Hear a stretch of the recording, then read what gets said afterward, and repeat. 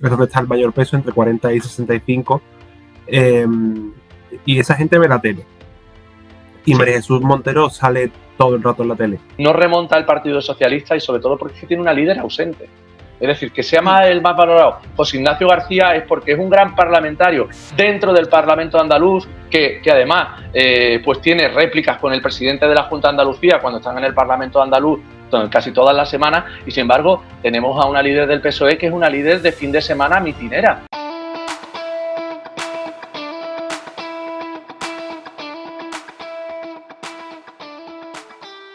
María Jesús Montero es la política peor valorada de Andalucía según el Centra. En las próximas elecciones, en las que ella será la cabeza de lista de los socialistas, podrían empeorarse los peores resultados de la historia del PSOE. Lo de los ministros candidatos no funciona, entre otras cosas porque no están en la tierra en la que tienen que hacer oposición. Salió bien con ella, en Cataluña, es verdad, pero no es que vaya a salirle bien al resto de candidatos, al resto de ministros candidatos que hay en el Consejo de Ministros, pero es que a las que menos a Montero.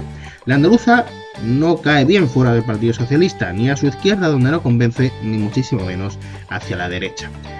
A los indecisos, pues su máxima confianza y responsabilidad en el equipo, en el Ejecutivo y en la Ejecutiva, tanto en el PSOE como en el gobierno de Pedro Sánchez, no le gusta. El hecho de que salga mucho en la tele no suma, sino que resta. No solo es que sea la titular de Hacienda, un ministerio que no gusta a la ciudadanía, es la ministra de Hacienda sin presupuestos desde hace 3 años, la que pacta cupos con Cataluña y la mano derecha de un muy criticado Pedro Sánchez. Cierto es que los votantes socialistas no se movilizan hasta la última hora, que las encuestas solamente son una foto de un momento concreto. Pero no nos engañemos, Montero no va a ganar.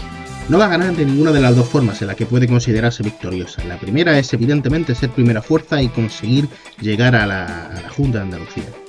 Pero la otra es conseguir que Juanma Moreno no consiga la mayoría absoluta. Eso no es una victoria, hacer que tu rival pacte con tu otro gran rival, con la ultraderecha, no es una victoria, pero ellos lo creerían así. Pero es que si esto ocurre, sería más por la incompetencia del Partido Popular que por la eficiencia del Partido Socialista. Luego lo veremos según los datos del Centro.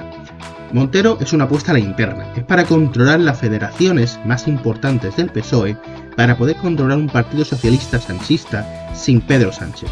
Y esto es así, es que a Madrid no le importa Andalucía, nunca le ha importado y mucho menos a Pedro Sánchez. El PSOE erra en su candidatura y todo parece que aunque débil, Moreno seguirá. La Diana, análisis desde el sur con Samuel Saborido. Y bienvenidos a todos y a todas a La Diana. Sería en este punto momento de análisis o momento más bien de información del repaso semanal, pero no lo va a ser por una sencilla razón. Es que yo suelo grabar el repaso semanal los sábados, me voy a pillar esta semana de Casa Rural, probablemente de resaca, y había pensado grabarlo el jueves. ¿Por qué no? No voy a grabar finalmente el jueves, porque voy fatal para un examen que tengo el viernes. Así que hoy lo que va a haber es titulares, que lo vamos a dar ahora en un minuto, y una noticia más desarrollada sobre uno de los temas. Pero antes os presento a los compañeros que tenemos hoy en la mesa de tertulia de La Diana, los dos conocidos en esta mesa, en este programa, pero acaban de coincidir por primera vez. Son Pepe Palacios y Carlos Rocha, de Informativos Telecinco y del Confidencial, respectivamente. Bienvenidos a La Diana. Gracias, Samuel. Pues bien hallado.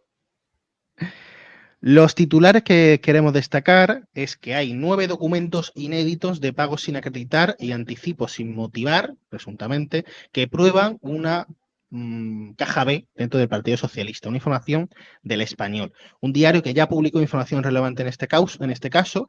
De hecho, su información hizo que, una información suya sobre pagos en el PSOE, hizo que el juez del Supremo haya citado a declarar al que fuese gerente del partido.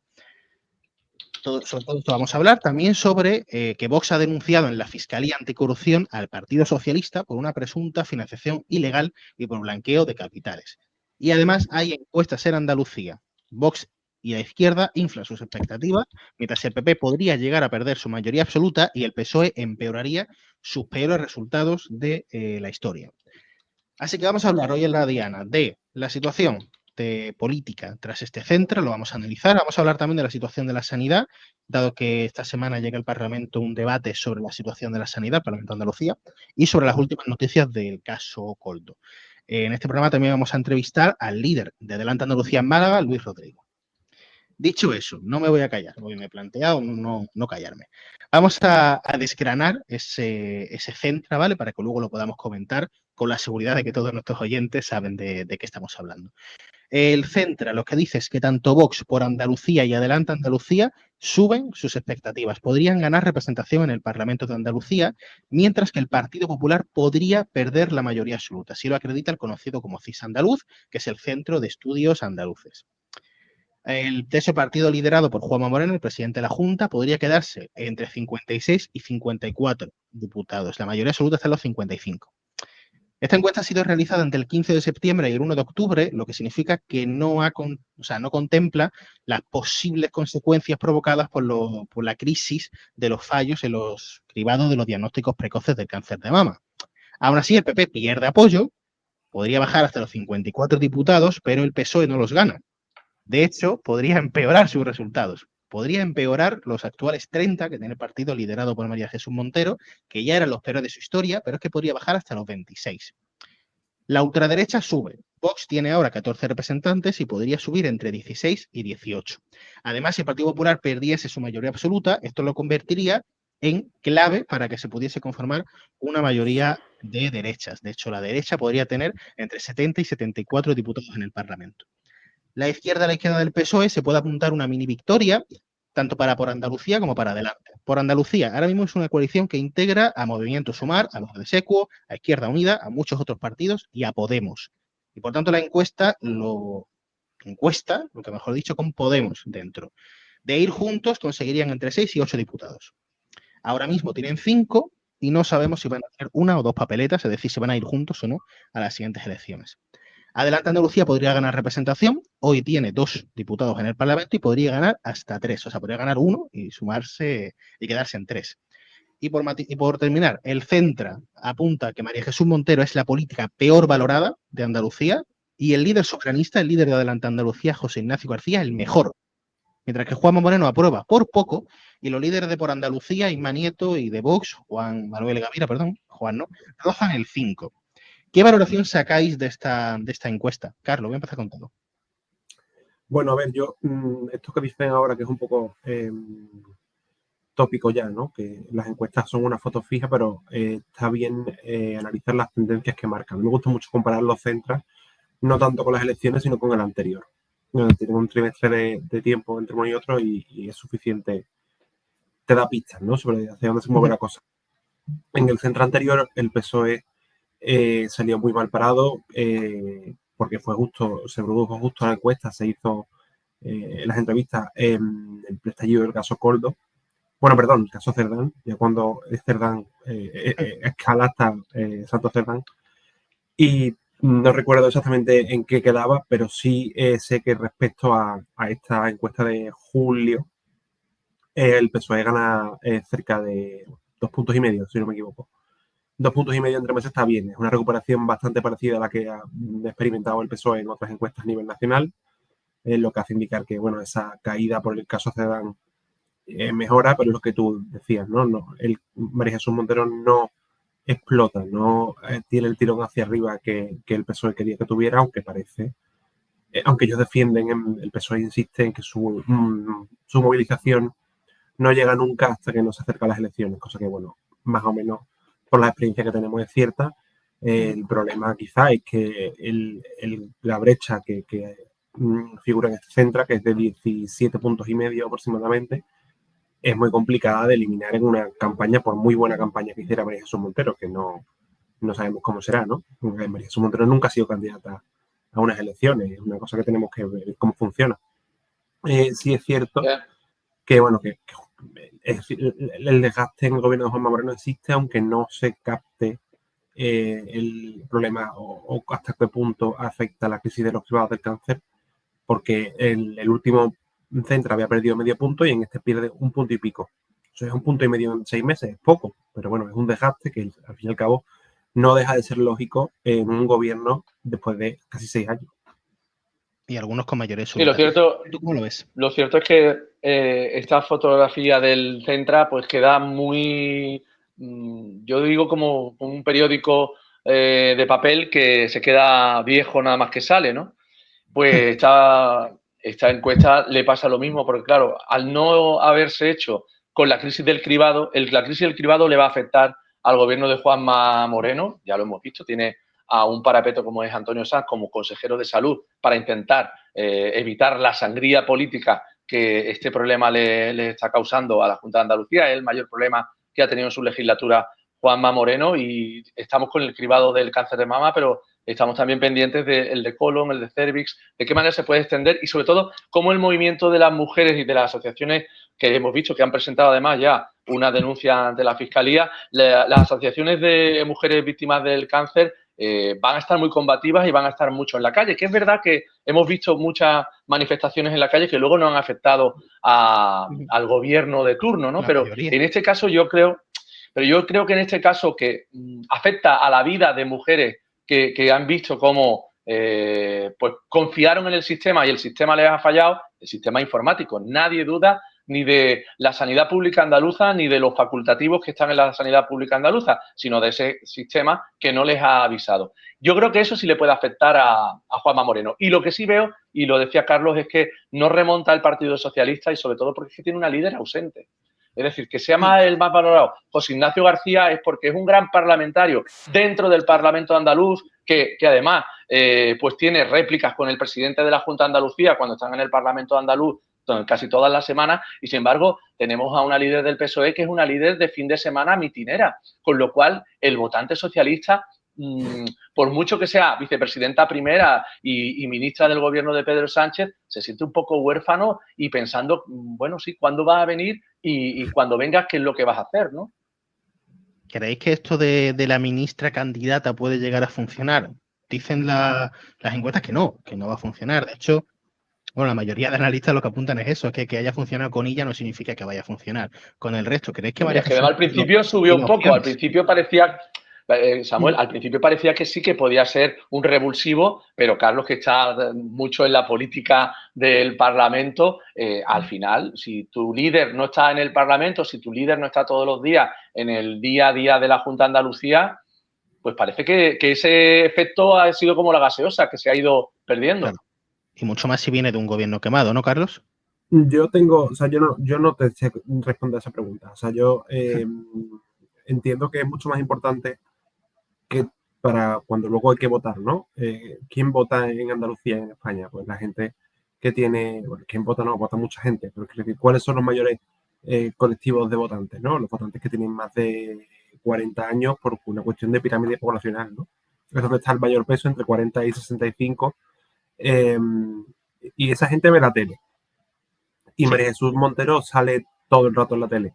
José Ignacio García, que me parece un fantástico parlamentario, un político que se mueve muy bien en redes sociales y que puede tener bastante éxito en unas capas de edad mucho más jóvenes, a mí me genera dudas sobre que esa espuma que sube con José Ignacio García luego se tenga un traslado en unas elecciones. Quiero decir, es el mejor valorado, tiene un 5,3 en la encuesta, pero lo conoce el 15% de la gente que sale en la encuesta. Quiero decir, si solo te examina el 15%, es mucho más fácil que te aprueben. A María Jesús Montero la conoce el 96 y pico por ciento, que es cierto y que es una política que genera mucho rechazo en lo que es la capa del electorado del centro derecha, ¿no?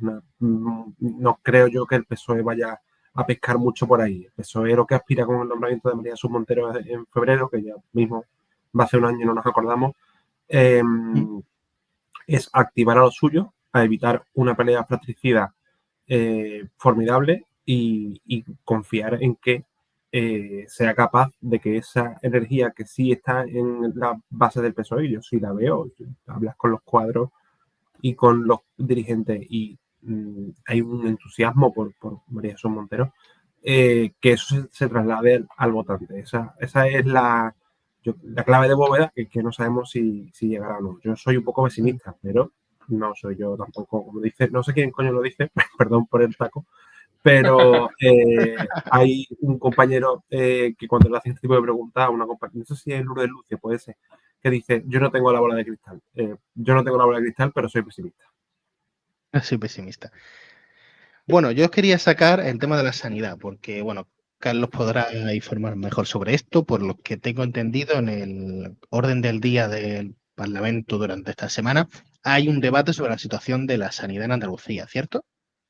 Sí. Sí, ¿Día? después de 2 años y pico intentándolo, la izquierda ha conseguido Ujú. que haya un debate monográfico sobre sanidad en el Parlamento, porque cuando el PP toma el toro por los cuernos y pone a Antonio Sanz como consejero de sanidad, lo primero que hace es aceptar ese debate. La mayoría del Ajá. Parlamento se lo permite. Lo paradójico es que la izquierda votó en contra porque quien quiere que Mm. vaya a la tril es el presidente de la Junta, pasa que eso no va a pasar. Lo que tendremos el miércoles por la tarde, creo que será el miércoles por la tarde, Lo o sea, hemos mañana, tenido. Para el perdón, público lo hemos tenido. para el La verdad que público, ha sido el miércoles, entonces. efectivamente, es un debate pues que durará o dure toda la tarde y tendremos allí unas estupendas peleas magníficas sobre esta bronca que no hace más que crecer. El Ujú. martes teníamos esa denuncia de Amama, ¿no?, que has mencionado, eh, que es una denuncia un poco extraña, ¿no?, porque lo que denuncian es la desaparición de pruebas de diagnóstico en los historiales médicos, una cosa que Antonio Sanz después negó prácticamente a la hora, ¿no? Todavía no hay, yo creo que todavía faltan muchas explicaciones y volviendo un poco, mezclando los dos asuntos de los que estamos hablando, tenemos Centra y tenemos la sanidad o la crisis de los privados. Incluso antes de la crisis de los privados, el Centra, el problema, el segundo problema más importante para los andaluces es la sanidad, de los que ocurren en Andalucía, en su récord, uno trimestre tras trimestre, en este trimestre está en el 17 y pico por ciento, pero lo llamativo para mí es que cuando se le pregunta a los andaluces por cuál es el problema que más les afecta a ellos, el 21%, es decir, uno de cada 5 dicen que es la sanidad y esto hace 3 meses era el 11%. O sea, en 2 meses, en 3 meses se ha duplicado ese nivel de preocupación y ha sido antes de la crisis de los privados o justo cuando recién empezaba. Me encantaría ver, ahora sí querría yo tener la bola de cristal y ver qué dice el Central de dentro de 3 meses, ¿no?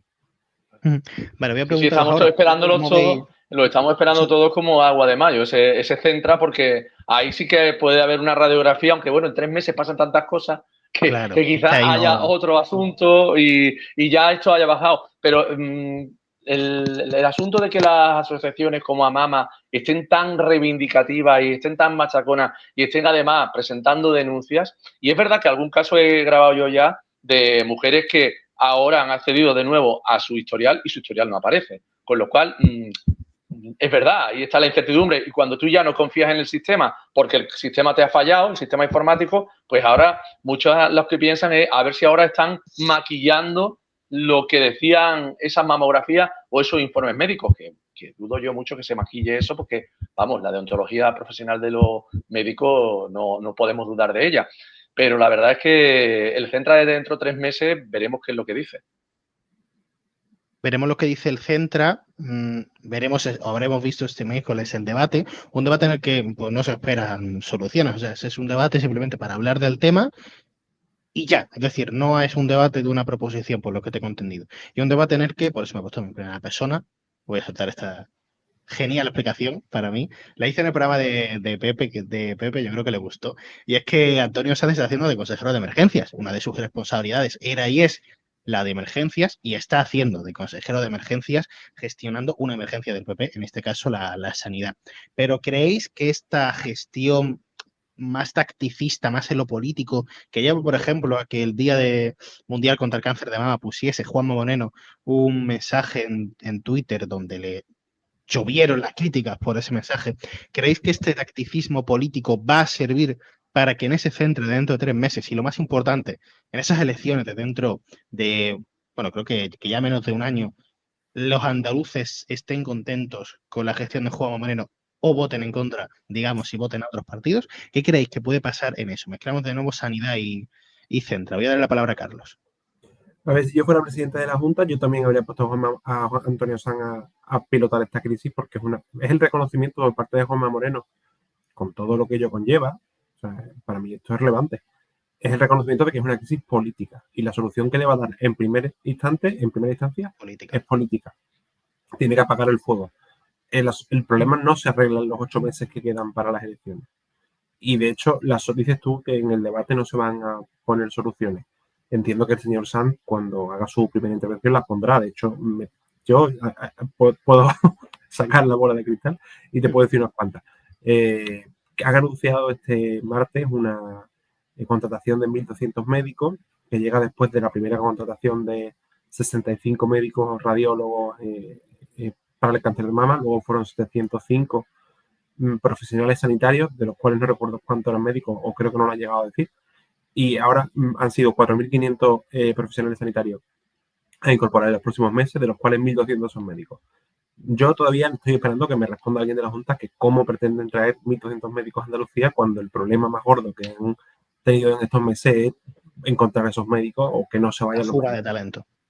Claro, pero La fuga de talento, porque es que están fuera, es que todos esos médicos, perdóname Carlos, todos esos médicos están en la sanidad catalana, están en la sanidad vasca, es que aquí les ofrecían contratos de un mes a un mes a un mes, y yo tengo muchos casos de amigos, hijos de amigos míos que están trabajando en la sanidad vasca porque les ofrecen contratos de 2 y 3 años. Entonces, ¿dónde, como tú dices, dónde vamos a encontrar en la Junta de Andalucía 1.400 facultativos, 1.400 médicos y sanitarios para ese plan de refuerzo? Que está muy bonito decir voy a poner 100 millones de euros, pero ¿cómo lo vas a gestionar y a quién vas a gestionar?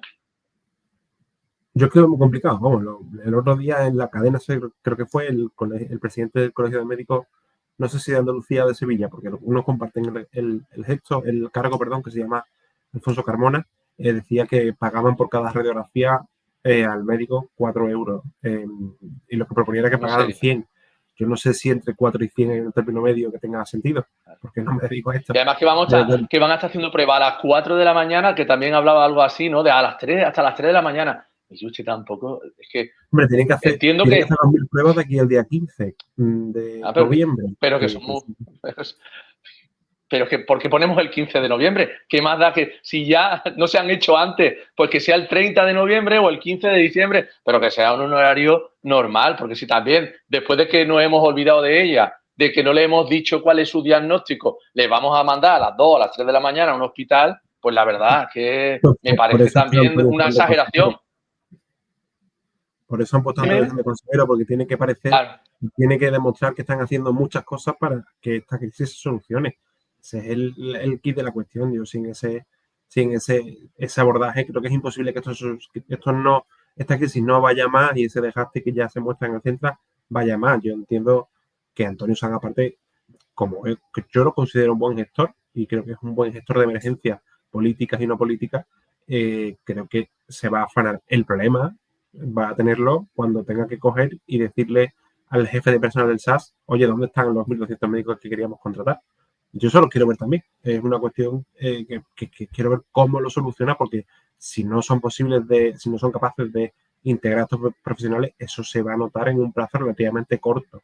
Y una promesa hueca en este momento es incendiaria casi. Fíjate, yo huiría de las cifras. Huiría de las cifras porque las cifras lo único que hacen es finalmente condenarte cuando no las puedes cumplir. Vamos a intentar sacar la bola de cristal. Me ha surgido esto mientras que escuchaba a Carlos, ¿vale? No sé si tiene ningún sentido lo que voy a decir. Y es que al final el consejero de emergencias, el consejero de interior, el consejero de salud, Antonio Sanz, tiene tantas y tantas responsabilidades y tan, digamos, polémicas o tan importantes que no sé si es una apuesta por un perfil que pueda llegar a tener mucha importancia en el presente y en el futuro, o quemar a un perfil que puede tener esa importancia y Juanma Moreno no lo quiere. No sé cómo lo ves, Carlos. Yo creo que Antonio Sanz es el Bendodo de este momento, porque Bendodo, recordemos que también tenía, como consejero de presidencia, tenía también mucho poder. Y lo que hace Juanma, y lo que hace, bueno, subió para arriba porque iba a ser ministro y finalmente el problema es que el Partido Popular no pudo lograr la mayoría absoluta que necesitaba o la mayoría con Vox o con otro partido. Pero bueno, era un ministrable. Y Antonio Sanz yo creo que va a seguir en la Junta de Andalucía y lo que está demostrando es, primero, la lealtad al jefe, a Juanma Moreno, la lealtad al partido y la lealtad a un proyecto que es lo que empezó siendo el gobierno del cambio y ahora es el gobierno de la continuación y de la crisis. Carlos, ¿es Antonio Saz ministeriable ahora mismo? Porque es el coordinador de Interior y Emergencias. O sea, Yo veo podría a ser Antonio, que fuese yo veo a Antonio Sanz como presidente. ministro de Interior, sin ningún tipo de duda. Me parece que es un puesto que a él creo que le gustaría y creo que tiene bastante, tiene dotes y tiene experiencia y tiene cargos previos como el de delegado del gobierno en Andalucía que le permiten sonar en un hipotético gobierno de la derecha en España. Sí, sí. Yo no lo veo como del fin de Juanma, ¿no? Aparte de por una cuestión de edad, sino porque, bueno, el PP tiene que abrirse melón y lo abrirá dentro de unos años si Juanma sigue gobernando como todo parece indicar después de las elecciones de junio, o bueno, si son en junio. Pero bueno, yo lo de Antonio Sanz me parece muy complicado a nivel andaluz, ¿no? Porque a nivel andaluz Antonio Sanz ha llegado a su cúspide. Y respecto a lo que decíamos antes también, que se me ha quedado en el tintero, dices tú que tiene muchas cosas, ¿no? Sí. Antonio Sanz también tiene fama de ser muy bueno, fama y está comprobado que es un buen gestor de equipo, que es una cosa que también se le achaca a María Jesús Montero. Antonio Sanz sabrá, ahora mismo está el hombre llegando, entiendo que se está reuniendo con todo el mundo, como bien nos deja hacer ver su agenda. Antonio sabrá quién poner a la parte más de salud, tendrá unos equipos en emergencia bastante rodados ya, tanto igual que en interior, se ha quitado alguna que otra competencia en materia digital y en materia de simplificación. Entonces, no creo yo que tenga problemas. Esa crítica que le hace la oposición de que es un consejero a tiempo parcial, la oposición sabe perfectamente también que el consejero no está en todo.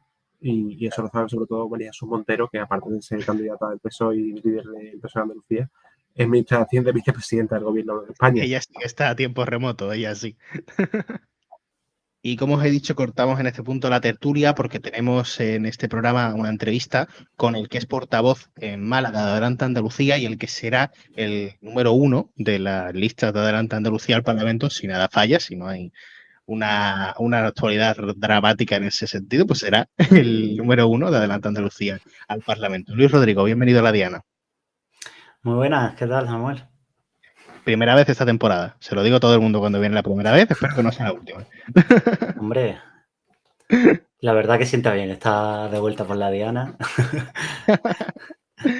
Es compartido. Le quiero preguntar qué valoración haces de la situación de en Andalucía de la sanidad. En esta semana, para vosotros, el pasado miércoles, hoy es miércoles y hoy es miércoles, hubo un debate en el Parlamento de Andalucía en el que se habló de este asunto. Para nosotros es hoy. Quiero que me comenten cuál es la valoración que hacéis vosotros de esta Adelante Andalucía, de la situación de la sanidad en Andalucía, alejándonos del cribado. Ahora te preguntaré por la polémica de los cribados, pero hablando de la sanidad, ¿cómo veis la situación de la sanidad? Si la puedes diferenciar del cáncer de mama. Bueno, es que en realidad es difícil separarlo de la cuestión de los cribados del cáncer porque son dos cosas que están conectadas. En dos palabras, lo que está pasando es deterioro y privatización. Entonces, pues sí, el análisis general es que desde hace ya, te diría unos años, pero no, en realidad es casi más de una década, estamos viviendo pues eso, un deterioro brutal de la sanidad y de la mano viene esa privatización de nuestro sistema sanitario.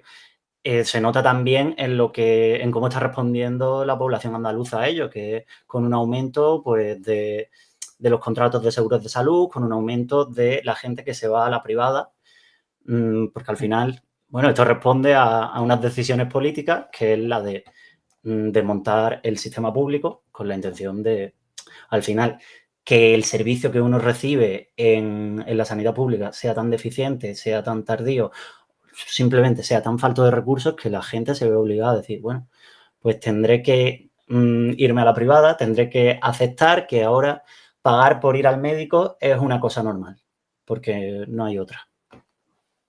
Y por lo que he entendido, en esta realidad no solamente culpa al Partido Popular, también al PSOE, pues ha mencionado una década, ha mencionado gobiernos de la Junta de Andalucía Socialista, entiendo. Hombre, completamente. Aquí hay mucha gente, entre las que me incluyo, que hemos salido a la calle a protestar contra el PSOE y a protestar ahora contra el PP. Si yo puedo decir una cosa sobre esto, es que el PP lo que ha hecho ha sido apretar el acelerador en esos planes que ya comenzó a hacer el PSOE, pues metiendo empresas públicas gestionadas de aquella manera, y metiendo también lo que son las derivaciones a la privada. Vale, ahora sí que sí vamos a entrar en la polémica que durante el último mes ha envuelto a Andalucía, que es la polémica por los fallos en los cribados del diagnóstico de diagnósticos precoces de cáncer de mama, que han dejado a 2.000 mujeres esperando y según denuncia Mama, han llegado a morir personas esperando esos diagnósticos. Quiero pedirte la valoración de la Andalucía que hacéis sobre este aspecto y como ya ha pasado cierto tiempo, más bien la valoración que hacéis de la respuesta de la Junta de Andalucía, que ha sido poner a su consejero de emergencias a gestionar esta emergencia del Partido Popular, que es Antonio Sanz, que ahora es consejero de salud. Quiero que me valores tanto el propio asunto como la respuesta que ha dado la Junta de Andalucía. Bueno, lo primero es el dato que has dado de los 2.000 casos. Sinceramente, no hay certeza de que sean solamente 2.000 casos. Ya hemos visto que... Lo que dice la Junta. Sí, decían desde la Junta que 2.000 casos y que localizaban el Virgen del Rocío de Sevilla. Ya hemos visto que en Huelva han salido, que aquí en Málaga también están saliendo muchas mujeres. De hecho, entre ellas, una de las afectadas, por suerte no con un diagnóstico positivo, pero una de las afectadas, mi propia madre, y bueno, compañeras del partido y en general muchísimas malagueñas que se han visto afectadas por estos problemas. ¿Y cuál ha sido la reacción de la Junta? Pues el análisis que hago yo es que les ha pillado de sorpresa y han intentado salvar los tiestos de cualquier manera, pero no ha sido de una manera muy elegante porque lo que te digo, veíamos que intentaron poner ese tapón a toda esta crisis diciendo que eran 2.000 casos. De repente empezaron a salir más casos. De repente resulta que no era simplemente mujeres que, bueno, es que solo hay creo que decían un 2%, ¿no?, de prevalencia en los casos que son sospechosos. Pero eso, lo digo, no lo han gestionado de una manera elegante y lo más grave es que no estamos hablando aquí de un escándalo así, algo más trivial, ¿sabes? No es que hayan pillado a Juanma Moreno en un chalet pagado con dinero público, como podría hacer su compañera en Madrid, ¿no? Sino que es que estamos hablando de la vida de personas, ¿sabes? Entonces, pues no se entiende y que sí, que muy bien que hagan dimitir a la consejera. Ya vamos por el cuarto consejero de Sanidad, si no me equivoco. Pero esto no es una cuestión de hacer que dimita la persona responsable para que luego acabe en una puerta giratoria, como hemos visto que ha pasado con otros consejeros de Sanidad que han acabado trabajando para la sanidad privada. Esto es una cuestión de que se tome la responsabilidad sobre lo que están haciendo, de que si esto está ocurriendo con los cribados, primero por mala gestión y segundo por falta de recursos, que dejen de marear la perdiz porque están jugando con la vida de la gente y que tomen medidas, que aumenten el personal disponible para hacer las pruebas, que las plantas que hay cerradas de los hospitales, que las puedan abrir y bueno, luego está la cuestión, eso es lo que digo, de la gestión, de cómo está funcionando a nivel administrativo la Junta. De hecho, bueno, esto está en diferido, ¿no? Pero esta misma semana hemos tenido como otra mini crisis con la cuestión de ClickSalud, que ayer fue que decían desde la Junta que no ha habido una incidencia temporal en ClickSalud y por eso a muchas mujeres no le están saliendo ahora los diagnósticos y ahora de repente sí le aparecen. Incluso nos han llegado noticias de diagnósticos cambiados en los que en la propia cuenta de ClickSalud de una mujer le aparecían las pruebas de otra, cartas que no llegan. Es un auténtico descontrol. Y voy a ser muy insistente con esto, es que no es un descontrol en una cosa trivial, es un descontrol en algo que es literalmente de vida o muerte. Entonces, nos parece terrible y sobre todo nos parece ridículo que lo haga un partido que se jacta constantemente de ser los buenos gestores, de ser los que pueden llevar bien las cosas. No sé, o sea, yo como candidato, que además se me ve que soy una persona joven que sin experiencia en las instituciones, creo que difícilmente podría hacer lo peor que como lo ha estado haciendo el PP con la sanidad. Y al final yo creo que lo que demuestran es una falta de empatía y una falta de comprender realmente la realidad de la gente que utiliza la sanidad pública, ¿sabes? me da la sensación de que quien está gestionando esto no tiene que aguantar las listas de espera para ver a un especialista, no tiene que aguantar pues el ponerse malo porque sabe que no le van a poder atender a tiempo, no tiene que aguantar el desastre que están creando. Les quiero preguntar también por cómo cree que va a afectar esto al Partido Popular. Y le voy a unir esto con el Centre. Mire, el último Centre, el último barómetro del conocido como CIS andaluz, apunta que el Partido Popular podría perder la mayoría absoluta. Hoy tiene cuestión de 58 diputados, no sé si me falla a mí el número, no sé si tiene un pelín más. La mayoría absoluta está en 55 y el número más bajo del PP en ese barómetro está en 54, es decir, en uno menos que la mayoría absoluta. Ese mismo Centra, por cierto, le da a su partido un crecimiento. Su partido ahora mismo en el Parlamento de Andalucía, adelante tiene 2 diputados y podría tener 3. Y de hecho, le adelanto la que va a ser la siguiente pregunta, su líder, José Ignacio García, es el político mejor valorado. Valoración del Centra a nivel de barómetro, a nivel de representación de partido, la fotografía que nos muestra de cara a las elecciones de menos de un año. ¿Cómo lo valora, señor Rodrigo? Bueno, lo primero es que en realidad, si bien valoramos positivamente que al final el PP rinda cuentas por los errores que lleva cometiendo años y que vaya al final pagando, ¿no?, por estos errores, sí que estamos en un peligro, y es de que en la cuestión de que pierda la mayoría absoluta ahora trate de usar eso como arma arrojadiza contra las andaluzas, en el sentido de que traten de usar la excusa de es que nos vais a hacer gobernar con Vox.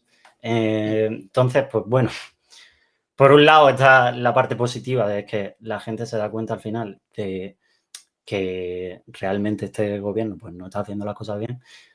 Por otro lado está la parte mala de que podríamos tener a la extrema derecha en el gobierno de la Junta y de que eso puede ser utilizado como un instrumento político, que es una cuestión que no nos gusta demasiado.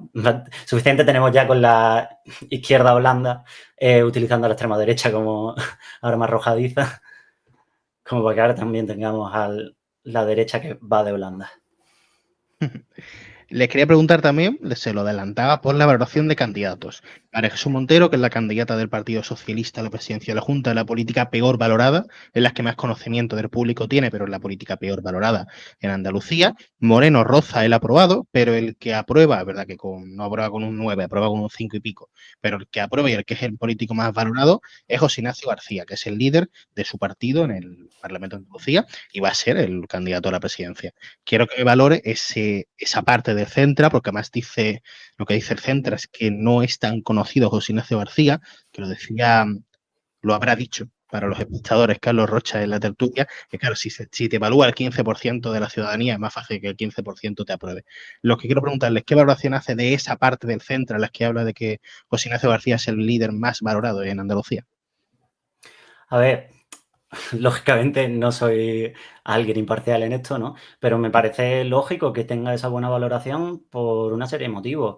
Primero porque se ve que es una persona honesta en lo que dice, valiente, que no tiene problemas en enfrentar a la extrema derecha en el Parlamento andaluz. Yo creo que también por una cuestión que quizás deberíamos de darle mucho más bombo desde adelante, que es la cuestión ética y lo que hay detrás de cada cargo institucional de este partido, que son una serie de cosas como la limitación de salario, el compromiso a dedicarse únicamente unos ciertos años a la política, 8 en concreto, el hecho de que al final José Ignacio yo lo considero un gran político, pero no es un político profesional. Es una persona que va a hacer su servicio público y dentro de 4 años, un poquito más, volverá a su colegio y ya está. Y yo creo que la gente conecta con ello. Está la cuestión de la visibilidad y, desde luego, pues sí, si a menos gente te conoce, quizás es más fácil que te valoren más. Pero yo creo que también es una cuestión de cómo se da a conocer uno y al final, pues, no contamos con los medios, con el aparato mediático de los grandes partidos del bipartidismo. No hay una máquina de propaganda detrás nuestra, sino que al final la gente que acaba conociendo a nuestro portavoz es de una manera orgánica, es de una manera, pues, en el boca a boca, en las redes sociales, y ahí, al final, yo creo que es lógico que si lo vas conociendo de esa manera, te parezca, lo acabes valorando bien, porque o bien te llega porque es una persona, como digo, valiente, o bien porque alguien en quien confías te está diciendo, oye, ¿has visto a este tío? Si me estoy enrollando mucho, dímelo. No te preocupes. Además te iba a cortar porque te voy a hacer la última pregunta y es, bueno, la penúltima. Bueno, ¿Cómo ves no te la he dicho nada de la situación? Montero, pero si puedes Mira, decir como algo te de voy a cambio. preguntar ahora por el PSOE, Ah, métemela ahora. El PSOE, ahora siguiente caso, como saben los que nos estén escuchando, el Partido Socialista no está exento de polémicas, en general y menos ahora. El gobierno, el Partido Socialista, está inmerso en un presunto caso de corrupción que rodea al que fuese ministro de Transporte, José Luis Ábalos, a su asesor, Koldo García, y al no santo Cerdán. Ahora, además, según publicó El Español, entiendo que con fuentes judiciales, no me he leído la noticia, publicó que hay una serie de documentos que señalan una caja B en el Partido Socialista. Yo lo que les quiero preguntar es cómo ve esa situación estatal del Partido Socialista, cómo cree que hay que actuar con ella, si cree que el gobierno está actuando de forma correcta. A ver, yo creo que lo primero es, nadie se debería de sorprender en exceso por esto. Es cierto que hemos tenido como una cierta amnesia colectiva, pero no nos olvidemos de dónde viene el PSOE, no nos olvidemos de que es el partido que regaló dinero a los bancos en el peor momento de crisis económica de este país, y eso legalmente, pero también es el partido de los ERE, al fin y al cabo. Y hay una cuestión, yo creo, estructural de cómo el PSOE en tantos años de historia, pues se ha ido constituyendo y se ha asentado como uno de los dos grandes partidos del Estado español. Y entonces, no es que considere, evidentemente, la corrupción no es intrínseca al poder, uno por ser político, por estar en un partido o por ser muy poderoso, no se vuelve corrupto, pero si empieza de esa manera y si desarrollas al final un partido que da pie a eso, pues acabas de esta manera.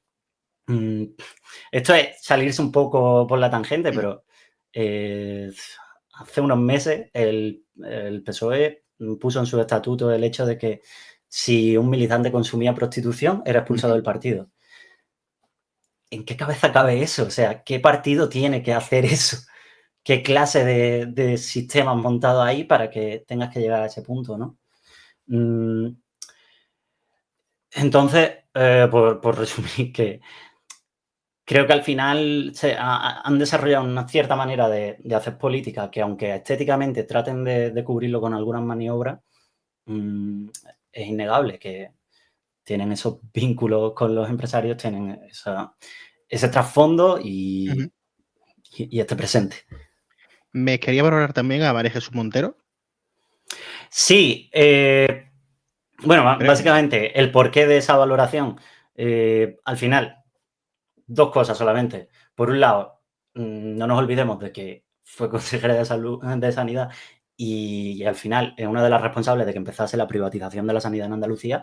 Y por otro lado, tampoco nos podemos olvidar de que pertenece a un gobierno, pues, principalmente, me he quedado un poco en blanco, pero que le está vendiendo armas a Israel, que no está haciendo nada con la crisis de vivienda, o sea, le está comprando armas a Israel, perdón, no está haciendo nada con la crisis de vivienda, que no está favoreciendo realmente, pues, a su base de votantes, que la gente normal y corriente.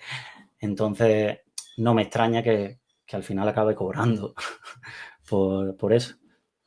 Última pregunta, les quiero pedir la valoración de esa izquierda, la izquierda del PSOE, y voy a recuperar sus palabras, lo dice siempre que viene por aquí. Hablaba de la izquierda, no sé qué adjetivo le ponía, izquierda 2, no, izquierda 12 no era. Blanda, blanda. Blanda, izquierda blanda. Siempre le pregunto, ¿qué significa izquierda blanda? ¿Hasta quién llega la izquierda blanda? Me suele decir que Sumar también entra. Y a veces tiene problemas con Podemos. Así que bueno, le voy a dejar eso para que me responda si quiere. Pero le quiero pedir qué valoración hace de la actitud que tienen las izquierdas, Sumar, Podemos, pero no solo, Esquerra, Bildu, esas formaciones en las que ustedes sí que se miran en el espejo, o que quieren mirarse, ¿Cómo valora la actitud que están teniendo con respecto a este presunto caso de corrupción y en general al gobierno del Partido Socialista? Una respuesta breve, le voy a pedir si puede. Pues, a ver, sinceramente, no sigo demasiado la actualidad estatal. Me centro en mi país. Pero sí que es cierto que he visto, sobre todo, quizás no tanto de Sumar, pero sí del resto de partidos de la izquierda, que están sabiendo jugar sus cartas adecuadamente, no ya desde un panorama político, sino desde un panorama ideológico de no se le puede pasar la mano a la corrupción, no se puede permitir que simplemente porque los otros van a ser peores, dejemos que al final los que están gestionando el Estado se aprovechen de ese poder. Entonces, les reconozco la valentía de hacer eso, aunque pueda traerle consecuencias negativas en el Parlamento, y los animo a que sigan haciéndolo. La verdad que por ese lado tendrán nuestro apoyo. ¿Podemos es izquierda blanda? Pregunta complicada, ¿eh? No lo sé, yo creo que todavía... Esto ya es valoración personal, no valoración de adelante. En mi opinión, creo que tienen todavía camino por demostrar. Creo que están haciendo ciertas cosas que vuelven a demostrar un compromiso con los ideales que llevaron desde el principio, pero no sé, yo creo que tanto a mí como a mucha otra gente, pues no se le olvida que al final ellos han estado en ese gobierno, que ha tenido unas relaciones diplomáticas con Israel, que no ha sabido morder cuando hacía falta por la gente. Entonces, de momento los vamos a dejar en el quizás, ¿no? A ver qué me dice cuando venga aquí en campaña electoral. A ver si es capaz de alabar a Podemos como rival político. Luis Rodrigo, portavoz de Adelante Andalucía, en Málaga y candidato por la provincia a las siguientes andaluzas. Gracias por venir a la diana. Muchas gracias. Nosotros seguimos con el programa.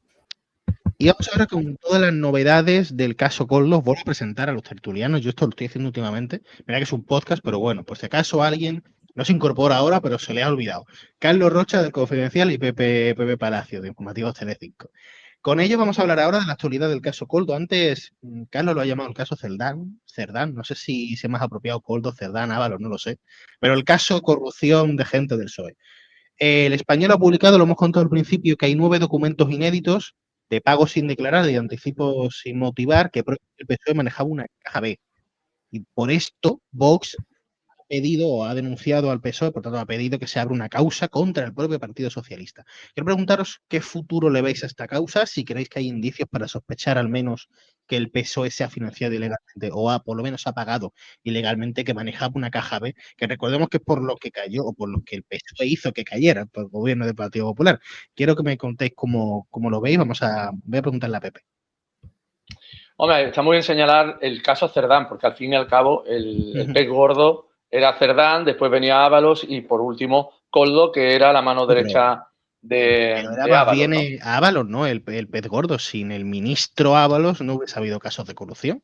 Bueno, pero Cerdán al fin y al cabo es el que estaba por encima dentro del partido, ¿no? Y al fin y al cabo también por él pasaba, porque si no, no estaría procesado, ¿no? No habría salido del Partido Socialista y al final, pues el caso Cerdán no está bien indicado más que Koldo, porque Koldo al fin y al cabo es el correveidile y como hemos escuchado, pues el que se encargaba de los pagos y gestióname esto, gestióname lo otro. La verdad es que es turbio y es feo, pero es tan turbio y feo como al Partido Popular, o sobre todo Vox ahora habla de una caja B, pero mira tú, estamos todavía con los flecos del caso Gürtel, con los juicios que hay ahora y como también ahí hemos visto los pagos con dinero negro, pagos ilegales que recibía el Partido Popular. Vox, que tiene una fundación en donde 11 millones de euros también están ahí en un limbo que no se sabe qué ha pasado con ellos. Es que los partidos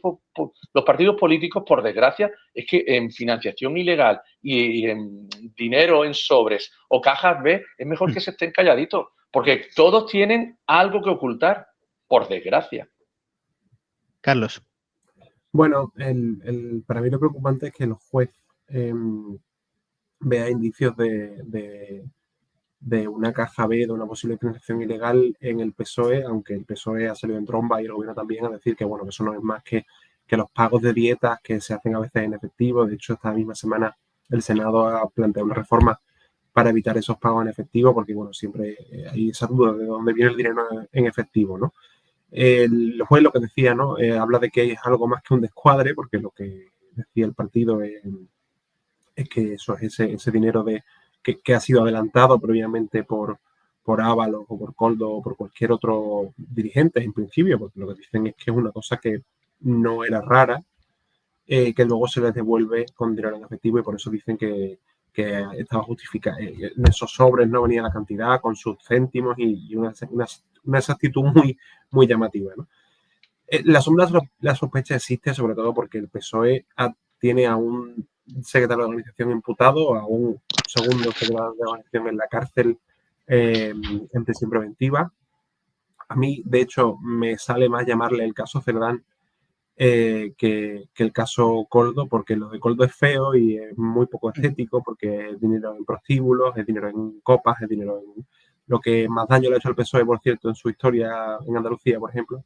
Pero el problema, para mí lo más problemático, es que el secretario de organización, que hasta el 5 de julio estaba completamente blindado y el presidente confiaba ciegamente en él, es el que ha estado manejando hilos y dineros y comisiones, y ese es el problema, ¿no? Yo, Es que eso, peor es que según la es Sexta, el secretario de Sánchez organización del partido, por eso. lo era. Es que según la Sexta, a Sánchez, antes del Congreso aquel de noviembre, donde se le ratificó, le avisaron, o por lo menos le dijeron, que no era una buena decisión. No sé exactamente lo que le dijeron. Creo que no hablaron de corrupción. y él Pero no habló se lo con recomendaron. Santos, le preguntó y Santos le dijo que eso eran todo minucias y que, bueno, cosa que Y ratificado. la gente que Lo lo que dicen conoce, siempre es que negar la mayor y además, como era la banda del Peugeot, es que al final es que Pedro Sánchez está donde está, pues gracias a Cerdán y a Ábalos, entre otros. Sí, pero vamos, la gente que conoce el círculo más íntimo del presidente y de lo que era Santos, aunque Santos es una persona bastante cerrada, bastante desconfiada, ahora entendemos por qué a lo mejor, dicen que el sentimiento que tuvo Pedro Sánchez en pasado mes de julio fue de traición real, que él se creía ciegamente lo que decían y que pensaba que todo lo que decían de su mano derecha era un bulo, igual que es lo mismo que dice de su mujer y de su hermano y de los casos de corrupción que lo cercan, ¿no? Porque claro, el problema es ese, ¿no? Que si tú crees que todo es un bulo en tu contra, porque todo es una campaña en tu contra de destrucción de la derecha y de los medios de la derecha, pero claro, esto es como el chiste de Pedro y el Lobo. Hay una vez que de verdad llega el lobo. Si tú crees de verdad que tu mujer está limpia, que tu hermano está limpio, y a lo mejor puede que tengas hasta razón, porque tú hablas con expertos juristas y te dicen, mira, pues lo de Begoña Gómez es claramente feo, pero tengo dudas de que sea delictivo. Pero lo de Santos Cerdán parece indudablemente delictivo. Entonces, claro, hay que ser un poquito más cuidadoso con de quién se rodea uno. Es que ahí la gran duda es hasta qué punto le llega a Sánchez. Porque por un lado está la hipótesis, que no hay nada que la pruebe todavía, de que estuviese del ajo. Por otro lado está la hipótesis de que lo supiese, o sea, en noviembre se le comunicó, ¿no? Según hemos comentado, pero que lo supiese antes, que lo supiese, por ejemplo, cuando Ábalos dejó de ser ministro, y después es que no haya sabido nada. Y es que hasta en este caso... Cuando Ábalos deja de ser ministro porque algo sabe. Claro. Porque las crónicas dicen que a Carmen Calvo y Adriana Lastra, que habían sufrido la gestión de Ábalos, llegan y le dicen, presidente, este señor no es trigo limpio. Y en aquel momento, en julio del 21, fue defenestrado sin más explicación. La explicación ahora la tenemos. Con Cerdán eso no pasó hasta que prácticamente no entró a la cárcel. Por tanto, si lo supiese ahí ya sería políticamente peliagudo, pero es que a mí me parece hasta peor que no supiese nada y su sentimiento de traición ese que nos vendió fuese real, que no se enterase el secretario general del Partido Socialista y el presidente del gobierno de qué hacían dos de sus secretarios de organización, y te sumo el que iba a ser parte del equipo de secretario de organización, el Salazar, me parece que se llamaba, que este no está metido en casos de corrupción, pero bueno, parecer era un baboso. Y estaba dentro de su gabinete en Moncloa. Que es que no sé si es peor estar en el ajo o saberlo que ser tan inútil de no saberlo. Y que te pille Bueno, esto. eso Pero es es que la responsabilidad ¿cuántas ahí veces en juicio? Claro. Didi, Carlos, di.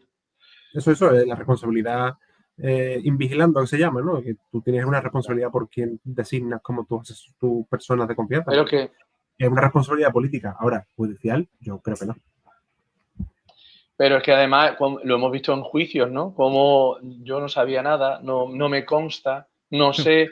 Lo hemos visto en muchos juicios donde esas manos derechas y parejas de los juzgados, pues dicen que no lo saben. Y claro, al presidente del gobierno lo mejor que le sale es hacerse el indignado, el mostrar toda su decepción y tirar para adelante. Claro, por supuesto que a nivel judicial no lo hay, pero hablando en términos políticos, esto señala bastante al Partido Socialista y más si el juez cree que hay indicios de financiación irregular. ¿Creéis que la situación actual del PSOE se parece a la de aquel PP que acabó teniendo que dejar el gobierno por una moción de censura? O sea, ¿hasta qué punto hoy si Sánchez fuese la oposición diría exactamente lo mismo que decía con M. Rajoy?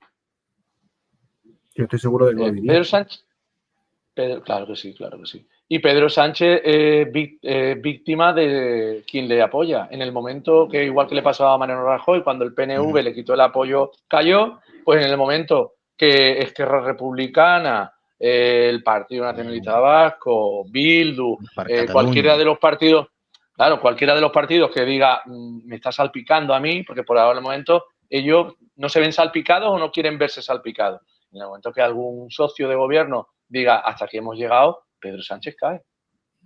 Bueno, tenemos la polémica de la semana pasada, el enfado de Berna González Harbour con Javier Aroca, porque fue justo cuando Berna González Harbour estaba diciendo que ella defendía que no es necesaria una condena, como pasó en el caso de la Gürtel, para que se provoquen estas reacciones políticas y jurídicas, bueno, políticas sobre todo, ¿no? Al comportamiento de un partido o sus dirigentes. La suerte que tiene Sánchez es que la cota de aguante de los socios está precisamente en esa condena. Y de aquí a que veamos una hipotética condena por el caso Koldo Ábalos Cerdán, pues no sé, igual nos hemos jubilado Pepe y yo. Seguro. Es que el tema es que ellos saben, los socios saben que mientras esté Pedro Sánchez, ellos van a rascar algo, tienen también influencia dentro de un gobierno y con el temor de que viene la derecha, pues ellos están manteniendo a Pedro Sánchez mal que les pese y sobre todo, pues, aunque se vea salpicado con posibles casos de corrupción. Os quería preguntar por otra noticia, y es que tras las informaciones del Español, el Tribunal Supremo ha citado a declarar el que fuese gerente del PSOE, y yo os quiero preguntar qué relevancia tiene, quién es el gerente, porque yo tenía entendido que un gerente es quien está cuando, yo qué sé, dimite la Secretaría General y es el proceso antes de unas primarias, pero no tiene nada que ver, me lo dice con la cabeza. Eso es una gestora. Explicarme quién es el gerente y qué importancia política tiene que un gerente, un exgerente en este caso, esté también en una causa judicial.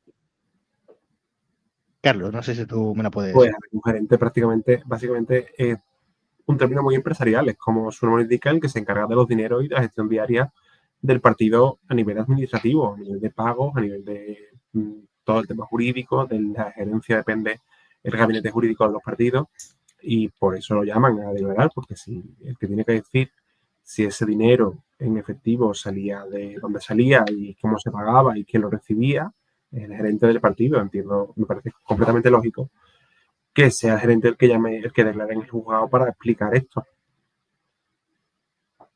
Siempre hemos visto como un tesorero de un partido como el Popular, pues mira, claro. Al final tuvo que ir a la cárcel porque al final le pillaron. Entonces, pues bueno, pues si el gerente es el que se encarga de toda esa administración y hay una administración opaca, o ilegal, pues hombre, tendrá que ir al juzgado para ver si por lo menos cuenta algo. Ya otra cosa es que se limite a solo responder a las preguntas de su abogado defensor, pero hombre, tendrá que rendir cuentas ante la justicia. O sea, que gerente y... Se me ha olvidado la palabra, la acaba de decir Pepe. La Tesorero, gestor, Y tesorero es lo tesorero, mismo. más o menos. Tesorero, más o menos. más o Vale, menos. entonces sí es bastante relevante. Vale, y también os quiero preguntar, porque el PP a través del Senado, digamos que ha hecho dos cosas. Primero, llamar a la comisión de investigación al presidente del gobierno y segundo, anunciar que esto, bueno, lo menciono porque tiene que ver con el Senado, porque ahí también es carga contra el gobierno. A través del Senado lo que quiere hacer es denunciar ante el Constitucional a Pedro Sánchez, al PSOE, bueno, al PSOE no, perdón, al gobierno, por no presentar presupuestos. O sea, ahora mismo el Senado está haciendo la oposición al gobierno prácticamente en su totalidad porque la controla el Partido Popular. Una de ellas, la comisión de investigación. ¿Hasta qué punto creéis que esa comisión de investigación, llamar a Pedro Sánchez, puede ser clave, puede ser determinante? ¿Qué creéis que puede hacer Pedro Sánchez en esa comisión de investigación? Veo a Pepe Como con ganas. si, como, como si llaman a la reina de España o al rey de España. Es que una comisión, si quieren no saber nada, monta una comisión. Pues irá Pedro Sánchez, si es que además estas comisiones que hacen en el partido, o sea, en el Senado, el Partido Popular, al final lo que hacen es engrandecer al político de turno que va. Es que todos los que han ido por la comisión al final han salido airosos porque les preguntan tan mal, van tan mal preparados los que les están haciendo las preguntas. Muchas veces la información es de el titular de un artículo, que la verdad es que al final, pues Pedro Sánchez estará así diciendo, qué bien, voy a ir, voy a soltar mi speech, voy a ser muy convincente y a lo mejor a algunos de los míos los convenzo. Pero no va a servir de nada, vamos. Yo estoy bastante de acuerdo con Pepe. Yo creo que las comisiones de investigación ya hace mucho tiempo que son una vertiente política, ¿no? De una crisis. Y en Andalucía tenemos grandes experiencias al respecto. Un poquito de memoria. En Andalucía, en el año 2015, cuando Susana Díaz tuvo que negociar con Ciudadanos para conseguir la investidura, que negoció y estuvo con ellos gobernando como aliados parlamentarios, pues fueron 3 años y pico.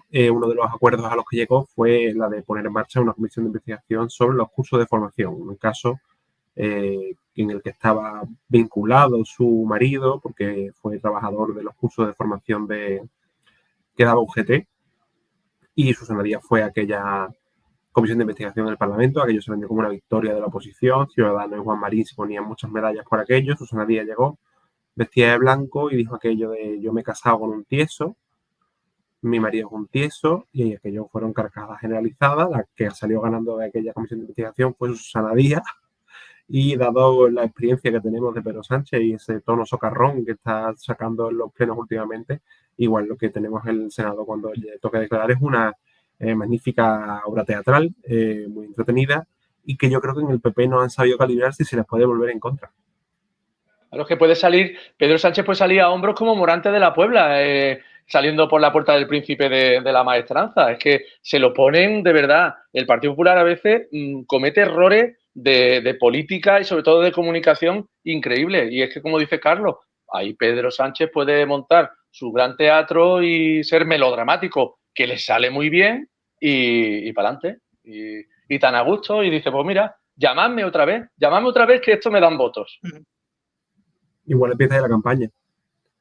Oh, También, igual de verdad, sí, es cierto, es cierto.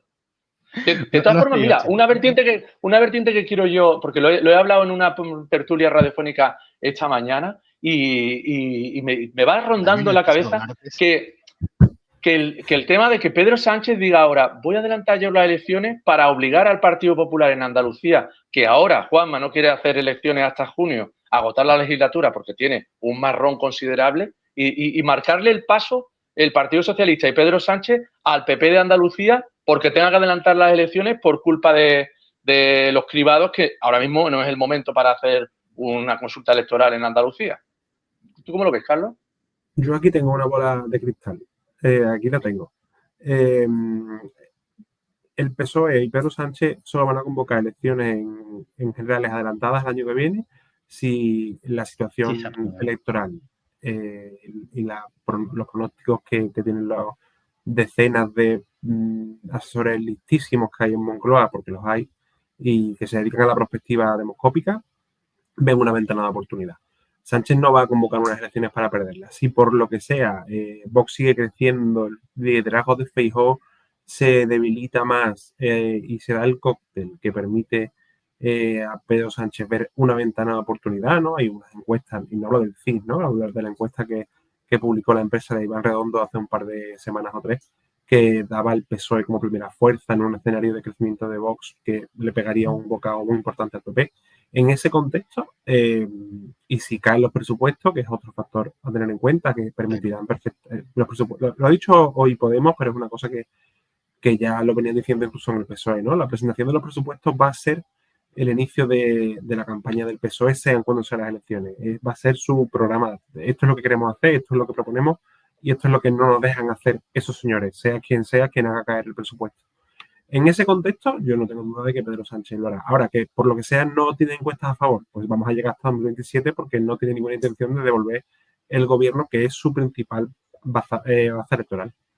Claro, recuperando lo que decía Pepe, Pepe hablaba de que la adelante para intentar forzar que Moreno la adelante.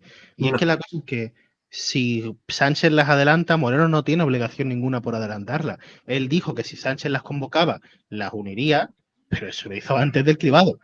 No hay nada más volátil que... Lo ha vuelto a decir este martes. Lo ha vuelto a decir este martes. En el foro de ABC, preguntado explícitamente por Alberto García Reyes, ha dicho que sí, que él no va a hacer votar a los andaluces 2 veces en 3 meses. Entiendo que no puede... A Juanma Moreno no le gusta cambiar de planes. De opinión, si ¿no? ya ha dicho que es lo que va a hacer, muy gordo tiene que ser la cosa para que no lo haga.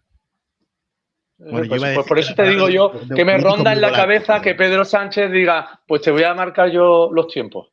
Yo es que tengo un problema con eso, que es que la duda que tengo, o sea, yo creo que Pedro Sánchez no hace nada que no vaya por su interés. O sea, Pedro Sánchez no va a convocar para que María hacer un favor a María Jesús Montero. Que le viene bien, estupendo. Que no, pues María Jesús Montero va sola a la guerra. Se quema y punto. Yo creo que sí. Yo si fuese Pedro Sánchez, a mí lo que mejor me vendría es dejar de ser presidente del gobierno, porque no me puedo imaginar lo que... Hombre, no, es que él tiene claro que si no aguanta hasta el 27, o sea, es como dice Carlos, aguanta, él si ve que tiene posibilidades de seguir siendo presidente del gobierno, aguantará hasta el 27 y si le dan las encuestas para poder seguir siendo presidente del gobierno en el 26 convocando elecciones, lo hace. El leitmotiv de Pedro Sánchez es nuestro presidente, nuestro querido presidente del gobierno. Punto pelota. Estar en Moncloa, ahora gobernar es secundario. Poder hacer cosas para Sánchez últimamente parece secundario. Bueno, chicos, no sé si queréis analizar algo más. Tengo 5 minutos si queréis hablar del tema de trabajo. De el cambio de hora, ¿no?